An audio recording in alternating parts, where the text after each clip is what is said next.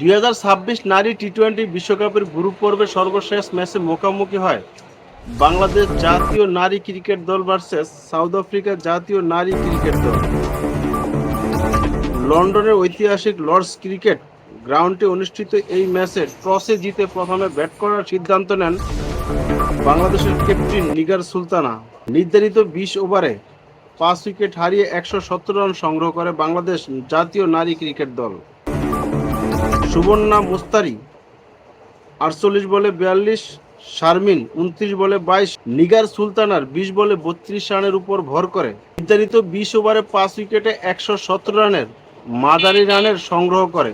South আফ্রিকার অন্যতম সেরা বোলার মারিজান কাপ 4 ওভারে 9 রান দিয়ে 1 উইকেট নেন।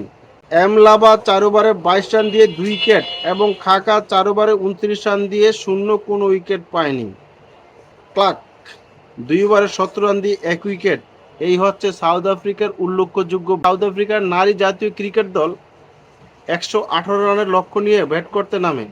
শুরুতে ক্যাপ্টেনকে হারিয়ে একটু বিপদে পড়ে সাউথ আফ্রিকার জাতীয় নারী ক্রিকেট দল, কিন্তু সেই চাপ কাটিয়ে উঠে মিডল অর্ডার ব্যাটসম্যানরা। ডারকনেস 45 বলে 45 এবং বিটস 24 বলে 20 রানের উপর নির্ভর করে সহজেই জয় তুলে নেন সাউথ আফ্রিকা। 20তম ওভারে সাউথ আফ্রিকার প্রয়োজন ছিল 5 রান। মারুফা বোলিং করতে এসে প্রথম বলে 4 এবং দ্বিতীয় বলে 1 রান দেয়।